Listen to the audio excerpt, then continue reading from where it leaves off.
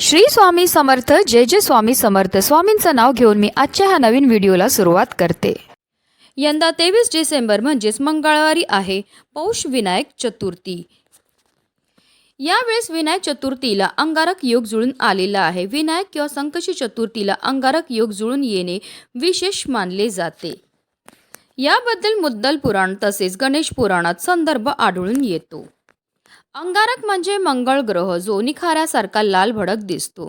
त्याने भारद्वाज ऋषींकडून गणेश मंत्र घेतला आणि गणरायाची उपासना केली. त्याच्या उपासनेवर प्रसन्न होऊन बाप्पाने त्याला आशीर्वाद दिला की माझ्या जन्माची तिथी चतुर्थी होती, म्हणून मंगळवारी येणारी चतुर्थी तुझ्या नावावर अर्थात अंगारकी चतुर्थी म्हणून ओळखली जाईल. अमंगळ समजल्या जाणाऱ्या मंगळ ग्रहाला ज्या वरद विनायकाने पावन केले त्या विनायकाने आपलाही उद्धार करावा या हेतूने अंगारकी चतुर्थीचे व्रत हे केले जाते. वर्षातील सर्व चतुर्थी व्रत केल्याचे फळ मिळते. शिवाय मंगळ ग्रहाची आणि खुद्द गणरायाची आपल्यावर कृपादृष्टी होते. गणपती बुद्धीचे देवता आहेत. गणपती हे वैश्विक देवता आहेत. गणेश ही प्रेरणा देणारी देवता आहे. विविध कलांच्या आविष्काराने सर्वांशी खुला संवाद साधणारे आणि सर्वांना आपलेसे वाटणारे हे दैवत पराक्रमी असले तरी कोपिष्ट नाही, तेजस्वी असले तरी तापहीन असे हे दैवत. यामुळेच दैवत्व असलेला गणपती जवळचा आणि आपला वाटतो. कोणत्याही शुभ कार्याची सुरुवात, नवीन कामाचे प्रारंभ प्रथमेश विघ्नहर्ता गणपती बाप्पांच्या पूजनाने केली जाते. अंगारकी चतुर्थीचे व्रत केल्यास कोणतेही संकट येत नाही अथवा संकट आले त्याचे निवारण होते अशी मान्यता आहे. माता आपल्या मुलांच्या उज्ज्वल भविष्यासाठी, पतीच्या दीर्घायुष्यासाठी हे व्रत आवर्जून करतात. धार्मिकदृष्ट्या हा दिवस अतिशय महत्त्वाचा असल्यामुळे या दिवशी काही प्रभावी उपायांनी सेवा देखील केल्या जातात. आणि म्हणूनच अंगारकी विनायक चतुर्थीच्या दिवशी तुम्ही व्रत नाही केलं तरीही चालेल, पण सकाळीच उंबरठ्यावर ठेवा ही वस्तू ठेवल्यामुळे आपलं 7 पिढ्यांचं दारिद्र्य तर नष्ट होणारच आहे, पण आपली कितीही कठीणातील कठीण इच्छा पूर्ण होऊन आपल्या घरामध्ये अखंड माता लक्ष्मीचं आगमन हे होणार आहे. तर ती कोणती वस्तू ठेवायची, कोणत्या वेळेत ठेवायची त्याबद्दल सविस्तर आणि महत्त्वाची अशी माहिती मी तुम्हाला या व्हिडिओमध्ये देणार आहे. तर व्हिडिओ पूर्ण पहा आणि जर तुम्ही माझ्या चॅनलवर नवीन असतील तर चॅनलला सबस्क्राईब करा आणि शेजारी बेल आयकॉनसुद्धा प्रेस करा, जेणेकरून तुम्हाला माझ्या नवनवीन व्हिडिओचं नोटिफिकेशन हे मिळत राहील आणि तुम्ही एक पण व्हिडिओ मिस करणार नाही. आणि कमेंटमध्ये ओम गणगणपते नमः किंवा ओम श्री विघ्नहर्ता नमः लिहायला अजिबात विसरू नका. विनायक चतुर्थीच्या दिवशी आपल्याला ब्रह्ममुहूर्तावर उठायचं आणि अंथरुणामध्येच आपल्याला गणपती बाप्पांचं स्मरण करायचं आणि दिवसाला सुरुवातही करायची, स्वच्छ स्नान करायची आहे. आणि त्यानंतर जर शक्य असेल तर लाल किंवा पिवळ्या रंगाचे आपल्याला वस्त्र परिधान करायचे. सर्वप्रथम आपल्याला सूर्यदेवांना जल अर्पण करायचे. जल अर्पण करताना ओम सूर्यदेवाय नमः, ओम आदित्याय नमः या मंत्राचा आपल्याला जप करायचा. त्यानंतर आपल्याला सर्वप्रथम देवघरामध्ये दिवा हा प्रज्वलित करून घ्यायचा आहे, कारण कोणतीही सेवा किंवा कोणताही उपाय जर आपण अग्नीच्या साक्षीने केला तर त्यामध्ये आपल्याला निश्चित सफलताही प्राप्त होत असते. त्यानंतर आपल्याला व्रत करायचा संकल्प हा करून घ्यायचा आहे. दिवसभर उपवास करायचा आहे. आपल्याला गणपती बाप्पांची षोडशोपचार पूजा करून घ्यायची. आता तुमच्याकडे गणपती बाप्पांची फोटो असेल तर त्यांना स्वच्छ पुसून घ्यायचं, मूर्ती असेल तर तामणामध्ये घ्यायचं आहे आणि त्यांच्यावर आपल्याला जलाभिषेक हा करून घ्यायचा. जलाभिषेक करताना आपल्याला गणपती अथर्व शीर्षमचं पठण करायचं आहे किंवा ओम गणपते नमः या मंत्राचा आपल्याला जप हा करायचा आहे. जलाभिषेक करून झाल्यानंतर आवर्जून हे जे तीर्थ आहे ते आपल्या मुलांना प्यायला द्यायचं. असं केल्यामुळे आपल्या मुलांच्या बुद्धीमध्ये वाढ होते. त्यानंतर गणपती बाप्पांच्या मूर्तीला स्वच्छ पुसून पुन्हा त्यांच्या स्थानावर ठेवायचं आहे. यानंतर आपल्याला गणपती बाप्पांना शेंदूर लावून घ्यायचं आहे. गणपती बाप्पांना दुर्वा अर्पण करून घ्यायचे. दुर्वा अर्पण करताना आवर्जून आपल्या मनातली इच्छा व्यक्त करायचं आहे.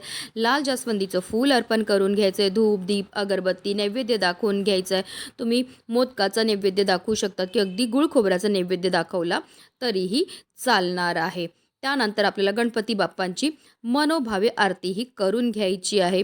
तसेच आपल्या मुलांकडनं सुद्धा गणपती बाप्पांना दुर्वा जास्वंदीचं फूल अर्पण करायला लावायचं आहे. मुलांकडनं सुद्धा ओम गणगणपते नमः या मंत्राचा जप हा करायचा आहे. दिवसभर आपल्याला व्रत हे करायचं आणि संध्याकाळी पुन्हा गणपती बाप्पांची विधिवत पूजाही करून घ्यायची आहे. विनायक चतुर्थीचे व्रत हे एकादशी व्रताप्रमाणे दोन्ही वेळेस उपवास करून दुसऱ्या दिवशी सोडावे असे शास्त्रात म्हटले आहे.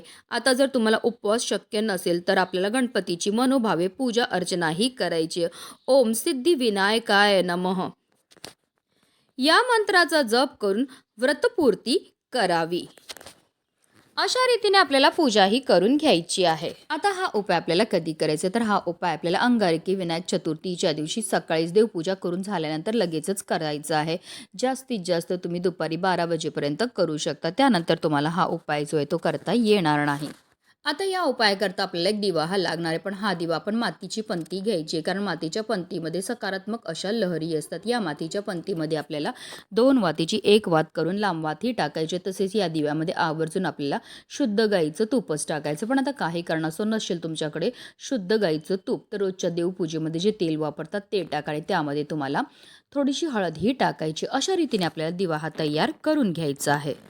आता आपल्याला एक प्लेट घ्यायची. प्लेटवर हळद आणि कुंकून एक स्वास्तिक काढून घ्यायचं. त्या स्वास्तिकवर आपल्याला मुठभर तांदूळ ठेवायचे आहेत आणि त्यावर आपण जो हा दिवा तयार केलेला आहे तो प्रज्वलित करून ठेवायचा आहे. आता या दिव्यामध्ये आपल्याला चिमुडभर पांढरे किंवा काळे तीळ सुद्धा टाकायचे आहेत. तीळ हे गणपती बाप्पांना अतिशय प्रिय आहेत आणि ते जेव्हा आपण तिळांपासून काही उपाय किंवा सेवा करतो तर त्यामुळे आपल्या जीवनामध्ये असणारा प्रकारातला प्रकार पितृदोष, ग्रहदोष, शत्रुपीडा, दारिद्र्य दूर होण्यामध्ये मदतही मिळत असते, कारण तिळांना दारिद्र्यनाशक असं सुद्धा म्हटलं जातं. त्याचबरोबर आपल्याला एक मनी प्लांटचं पान सुद्धा घ्यायचं आहे. जे पान आपण घेणार ते व्यवस्थित पाहून घ्यायचं. ते अखंड असावं, कुठेही तुटलेलं फुटलेलं किंवा खराब झालेलं नसावं. वास्तुशास्त्रानुसार मनी प्लांटचा संबंध बुध आणि कुबेर देवांशी असल्याचं सांगितलं जातं. बुध ग्रहाचे अधिपती हे गणपती बाप्पा आहेत आणि गणपती बाप्पा हे विघ्नहर्ता आहेत. आणि म्हणूनच मनी प्लांटचं झाड आपल्या घरी लावल्यामुळे आपल्या घरामध्ये कोणत्याही प्रकारचे संकट, विघ्न हे येत नाही. तसेच कुबेर देवता हे धनाचे देव मानले जातात आणि जर त्यांची कृपा आपल्यावर राहिली तर त्यामुळे आपल्या जीवनामध्ये सुख, समृद्धी, ऐश्वर हे कायम टिकून राहतं. तसेच मनी प्लांटला साक्षात माता लक्ष्मीचं स्वरूप सुद्धा म्हटलं जातं. मनी प्लांटमुळे घरामध्ये सकारात्मक ऊर्जा टिकून राहते. मनी प्लांटची योग्य दिशा ही दक्षिण पूर्व कोन आहे. मनी प्लांटला पूर्व दिशेला ठेवणं योग्य मानलं जातं. यामुळे आपली आर्थिक परिस्थिती सुधारते आणि म्हणूनच वास्तुशास्त्रात मनी प्लांट संबंधित अनेक उपाय हे सांगण्यात आले आहेत, जे केल्याने आपल्या जीवनामध्ये सुख, समृद्धी, ऐश्वर हे कायम टिकून राहतं. म्हणूनच आपल्याला या मनी प्लांटच्या पानापासून हा उपाय जो आहे तो करायचा. तर हे पान आपल्याला स्वच्छ धुवून पुसून घ्यायचं. एक प्लेट घ्या, त्यावर आपल्याला हे मनी प्लांटचं पान ठेवायचं आणि त्यावर आपल्याला मूठभर हरभऱ्याची डाळ ठेवायची आणि त्यावर एक गुळाचा खडा सुद्धा ठेवायचा आहे. आता जो दिवा आपण तयार केलेला आहे तसे जी हरभऱ्याची डाळीची प्लेट आहे, ह्या दोन्ही वस्तू उचलून आपल्याला आपल्या देवघरामध्ये असणाऱ्या गणपती बाप्पांसमोर ठेवायची आहे.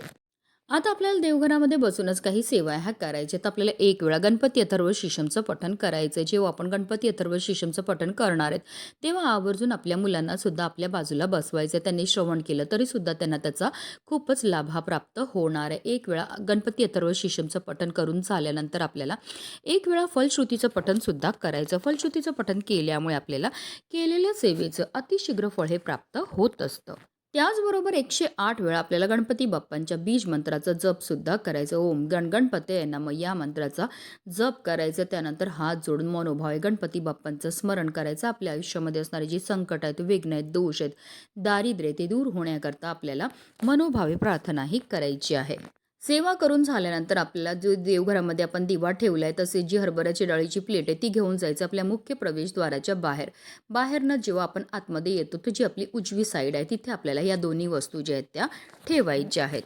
जेव्हा असा तीळ टाकलेला दिवा आपण आपल्या मुख्य प्रवेशद्वाराच्या बाहेर प्रज्वलित करतो तर त्यामुळे आपल्या जीवनामध्ये असणारं जे दारिद्र्य ते दूर होण्यामध्ये मदतही मिळत असते, कारण तिळांना दारिद्र्यनाशक असं सुद्धा म्हटलं जातं. तसेच जेव्हा आपण हरभऱ्याची डाळ आपल्या मुख्य प्रवेशद्वारावर ठेवतो तर त्यामुळे माता लक्ष्मी ही आपल्यावर प्रसन्न होते, कारण हरभऱ्याच्या डाळीला श्रीहरी विष्णूंचं स्वरूप म्हटलं जातं आणि जिथे श्रीहरी असतात तिथे आपोआप माता लक्ष्मी ही येत असते. आता संपूर्ण दिवसभर आपल्याला ही हरभऱ्याची डाळ तसेच हा दिवा जो आहे तो आपल्या मुख्य प्रवेशद्वाराच्या बाहेरच ठेवायचा आणि संध्याकाळी 6 वाजल्यानंतर ही हरभऱ्याची डाळ जी आहे ती आपल्याला तिकडनं उचलायचं आहे आणि घेऊन जायचं आहे गायीजवळ. आता जर गाय तुमच्या घरी असेल तर घरच्या घरी तुम्ही गाईला ही डाळ खायला देऊ शकतात की एखाद्या गोठ्यात जाऊ शकतात, गोशाळेमध्ये जाऊ शकतात किंवा वाटेत कुठेही तुम्हाला गाय ही भेटणार आहे. गायीजवळ गेल्यावर सर्वप्रथम तिच्या दोन्ही पायावर पाणी अर्पण करा, तिची आरती करून घ्या आणि त्यानंतर आपल्या हातातनं गाईला ही हरभऱ्याची डाळ आणि गूळ जे आहे ते खायला द्यायचे. असे ही डाळ आणि गूळ गाईला खायला दिल्यामुळे आपल्या जीवनामध्ये असणारा प्रखरातला प्रकार पितृदोष, ग्रहदोष, शत्रुपीडा, दारिद्र्य दूर होण्यामध्ये मदतही मिळत असते. त्यानंतर आवर्जून गाईला पाणी प्यायला द्यायचं. गायीभोवती 11 प्रदक्षिणा मारायच्यात. ओम गण गणपते नमः या मंत्राचा जप करत. अशा रीतीने आपल्याला हा उपाय जो आहे तो अंगारकी विनायक चतुर्थीच्या दिवशी करायचा आहे. म्हणूनच व्हिडिओ जास्तीत जास्त लोकांपर्यंत शेअर करा. गणपती बाप्पा मोरया.